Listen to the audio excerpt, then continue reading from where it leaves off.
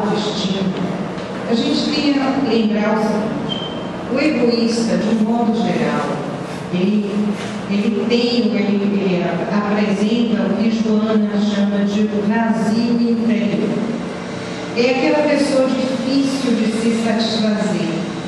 Ele quer que os outros lhe satisfaçam, coisas lhe satisfaçam, o mundo lhe renda graça. Ele não consegue preencher esse vazio.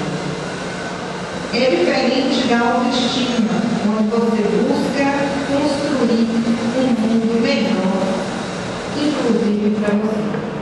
Então, é totalmente diferente a atitude.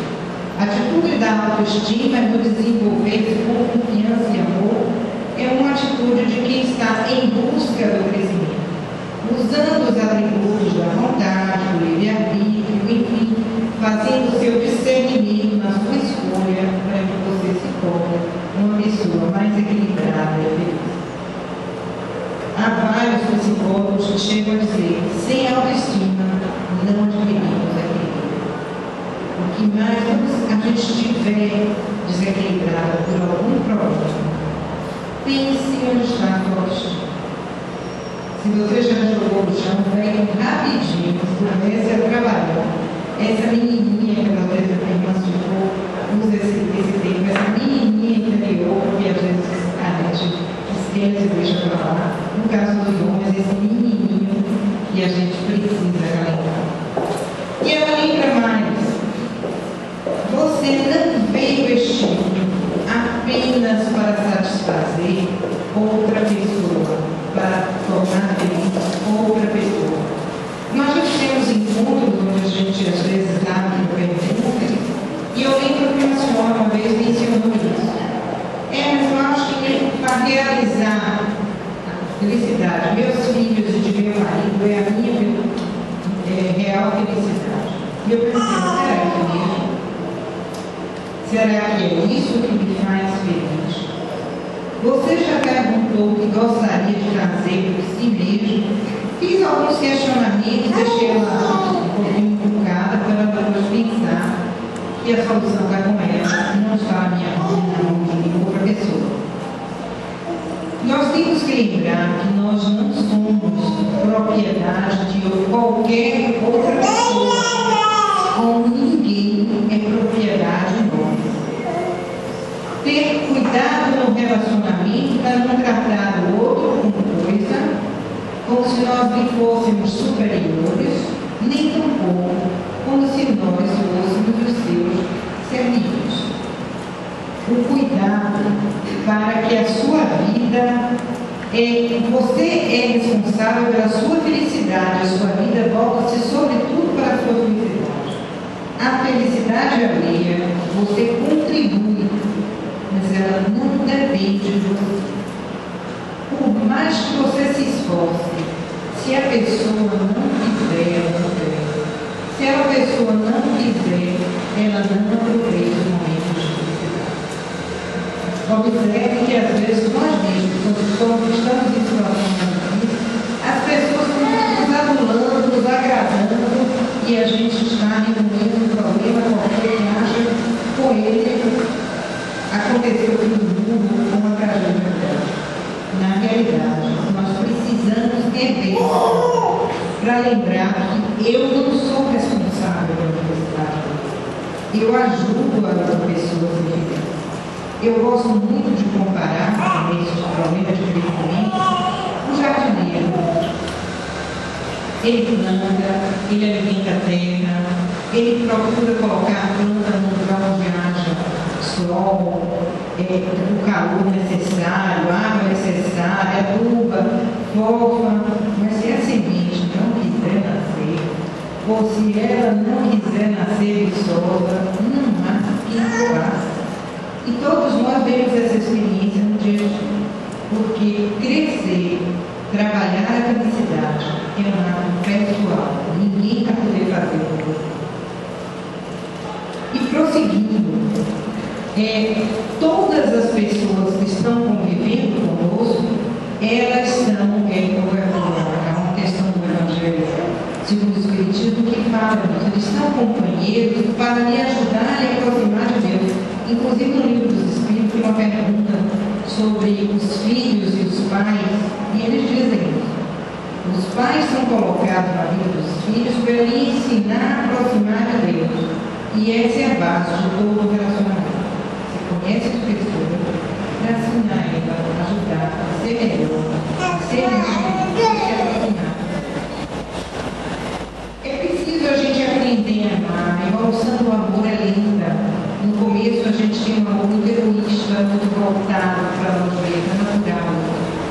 Ele diz que nós temos diversas partes de amor, onde nós vamos evoluindo devagar e aprendendo o amor lindo, o amor de recompensa.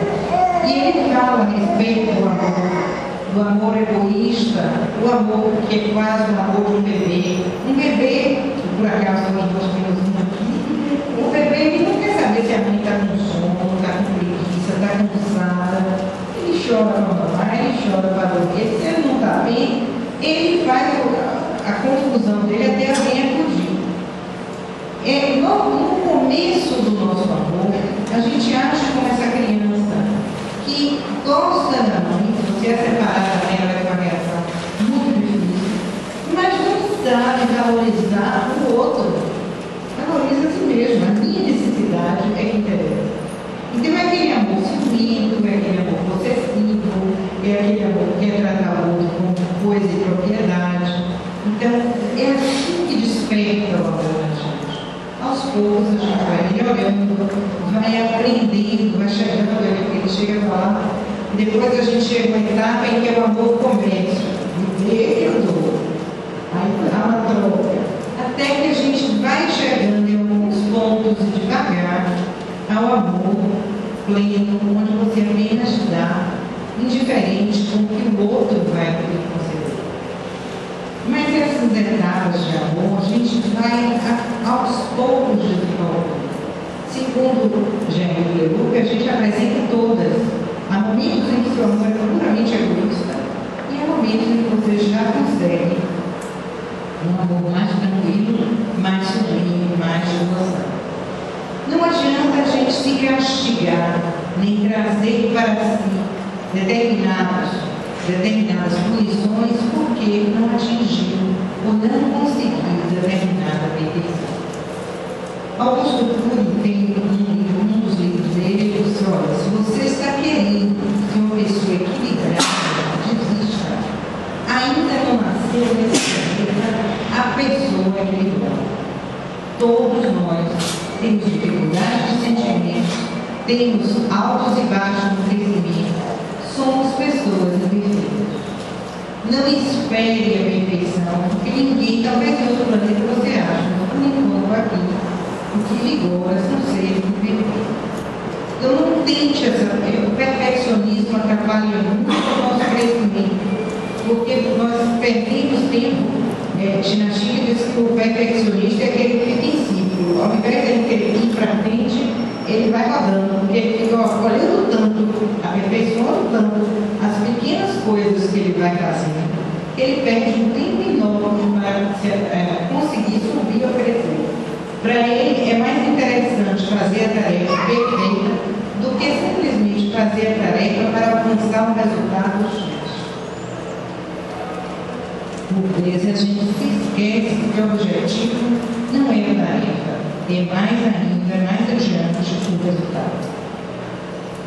Nessa tarefa de crescimento, a gente não pode esquecer o autoconhecimento. Eu preciso me conhecer, ver minhas dificuldades, perdoar os meus defeitos e seguir adiante, procurando me aperfeiçoar.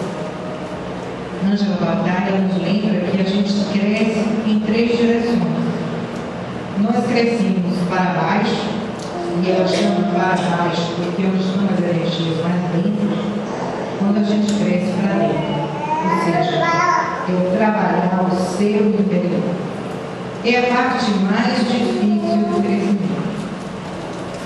Nós crescemos para os lados, quando abrimos as mãos e dando as mãos aos outros. É crescer horizontalmente, é crescer buscando a melhoria do outro, é crescer na direção do irmão. Nós crescemos para o alto, para a divina, para o crescimento maior.